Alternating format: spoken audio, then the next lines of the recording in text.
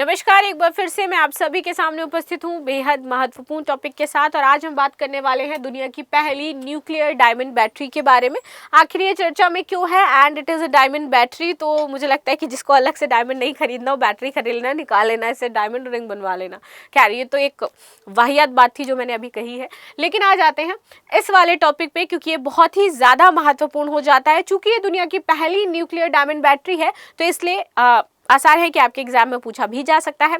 चलिए शुरू कर लेते हैं आज की क्लास। मेरा नाम है प्राची मिश्रा और संस्कृति आईएएस के इस प्लेटफॉर्म पर आप सभी का स्वागत है।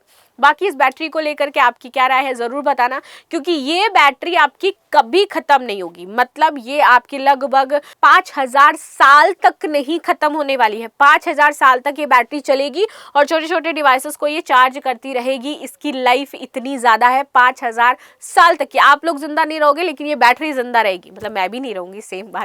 चलो आगे आते हैं। तो दुनिया की पहली न्यूक्लियर डायमंड बैटरी बनकर के तैयार हो चुकी है। ये बैटरी किसी भी तरह के छोटे इलेक्ट्रॉनिक डिवाइसेस को हजारों साल तक ऊर्जा प्रदान कर सकती है, हजारों साल तक। ठीक है, चलो आगे आते हैं। इस बैटरी में हीरे के अंदर रेडियो एक्टिव पदार्थ डाला गया है।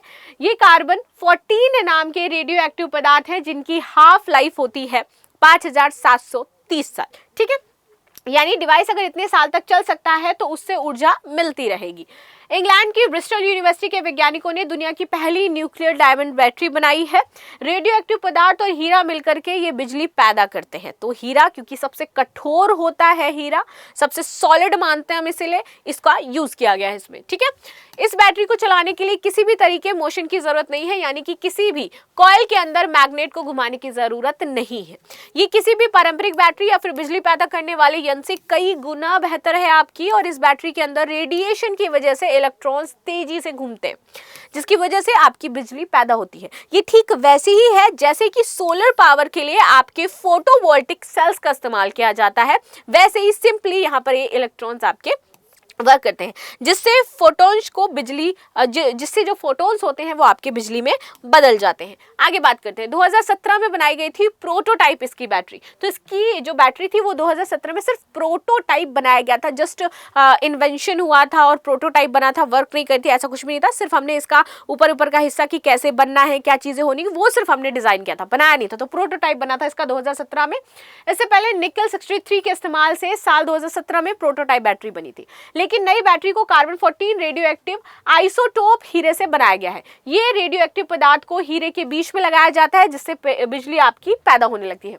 रेडिएशन रोकने के लिए हीरे का इस्तेमाल, तो कार्बन 14 का इस्तेमाल इसलिए किया जा रहा है ताकि रेडिएशन कम और छोटी दूरी तक ही हो। ठीक है, क्योंकि रेडिएशन हम सभी जानते हैं कि बहुत ही हानिकारक होता है मानव स्वास्थ्य के लिए भी और पर्यावरण के लिए भी। आगे आते हैं। ये आसानी से किसी भी सॉलिड मटेरियल में एब्जॉर्ब हो जाता है। इससे रेडिएशन का खतरा कम हो जाता है और आगे नुकसान भी कम होता है। कार्बन 14 को सीधे खुले हाथों से नहीं छू सकते हैं और ना ही इसको निगल सकते हैं। ऐसे में ये क्या हो जाएगा, जानलेवा हो सकता है। ब्रिस्टल यूनिवर्सिटी के साइंटिस्ट हैं नील पॉक्स ने बताया कि दुनिया का सबसे कठोर पदार्थ हीरा था और इससे ज्यादा सुरक्षित इस बैटरी के लिए कुछ भी नहीं हो सकता था, इसीलिए हमने इसमें हीरे का यूज किया। कार्बन 14 प्राकृतिक तरीके से पैदा होता है। इसके इस्तेमाल न्यूक्लियर प्लांट्स को नियंत्रित करने के लिए भी किए जाते हैं। कितनी ताकत है नई न्यूक्लियर बैटरी की बात करें तो एक साधारण एल्कलाइन AA बैटरी 20 ग्राम की आपकी होती है। इसके अंदर हर 1 ग्राम वजन में 700 जूल आपकी जो बिजली है वो स्टोर होती है। लेकिन न्यूक्लियर डायमंड बैटरी का 1 ग्राम हर दिन 15 जूल्स की बिजली दे सकता है। ऐसे में ये हमें कम लग रहा है, लेकिन AA बैटरी का पूरा इस्तेमाल हो तो ये 1 दिन में खत्म हो जाएगी। ठीक है, डायमंड बैटरी लेकिन खत्म नहीं होती है। कार्बन 14 की हाफ लाइफ 5730 है, यानी कि इतने वर्षों में ये सिर्फ अपनी आधी ही ताकत खोएगा, आदि फिर भी बचिएगी। अगर भविष्य में इस पदार्थ को ताकत से स्पेसक्राफ्ट बनाया जाए तो हमारे सौर मंडल में सबसे नजदीकी पड़ोसी अल्फा सेंटोरी तक ये पहुंच जाएगा, जो हमसे 4.4 प्रकाश वर्ष की दूरी पर मौजूद है। तो इतनी ये पावरफुल है अगर हम इसका यूज अपने स्पेसक्राफ्ट्स वगैरह में करते हैं। So this is a very big invention. लेकिन ऑफ कोर्स इतनी सस्ती तो होगी नहीं।